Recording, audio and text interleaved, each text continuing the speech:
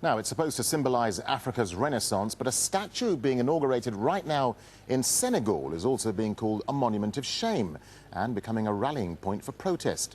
Standing at 49 meters high, it's taller than the Statue of Liberty in New York. It cost $28 million to build. Many say it's a waste of money in a country struggling with poverty and crumbling infrastructure. It's been branded un-Islamic because the woman is shown with her breast exposed and bare legs. And it was built by workers from North Korea, and that's angered Senegalese struggling for jobs. Well, if those frustrations aren't enough, the Senegalese president, Abdoulaye Wade, says he'll pocket over a third of the revenue it generates because it was his idea. Well, anger at the statue has shown itself on the streets of the capital Dakar throughout the day. Thousands marched in protest at the statue's unveiling, calling for the president to resign. Riot police are out in an effort to maintain calm. Well, the government had lifted an earlier ban on the planned opposition march.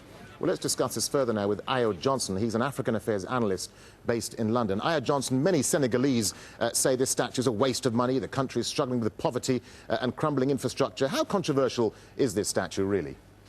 Very controversial. I think President Wade, he's always been controversial.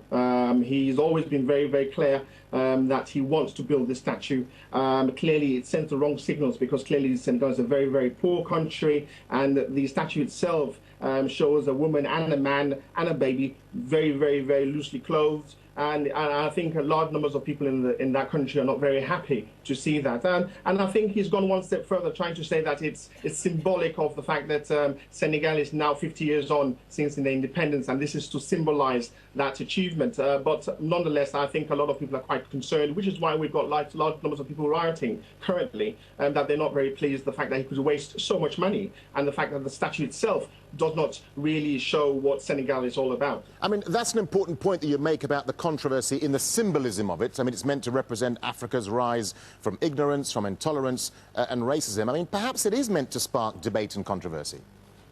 Absolutely, and no better person than himself, President Wade, who always very controversial, always a clear speaker, always looking for the limelight, and yet again he has another opportunity with all the cameras, all the attention, the entire world looking at him and asking questions. And it also shows that he himself is looking for some type of debate about level of tolerance, understanding and clear thinking with these sort of things. But I think the statue itself goes one step too far, personally, I think, because it shows an African woman not in the traditional sense, in terms of the dress sense, but more so in a very European-like setting. And I think that would upset quite a lot of people. And it does seem ridiculous, doesn't it, that the president of Senegal wants to take over a third of the tourist revenue it generates because he says it was his idea. Well, I think that's very silly. I mean, his country is very, very poor. Clearly, they need all the money they can get. If this statue itself is going to attract a lot of tourists to come into that country who are likely to spend additional money, clearly that wealth should go back to the people. And it's not for him to say so. And I think it just shows that he's clearly somehow going out of touch with his people. And it's very, very dangerous, especially as we lead on to elections in 2012, more so with the opposition trying to capitalize on some of these wrongdoings by the president himself. And of course, the religious dimension is interesting too. Some scholars have said it's un-Islamic because the figures, as you say, are scantily clad. One imam issued a fatwa against it. Is it likely to cause religious unrest?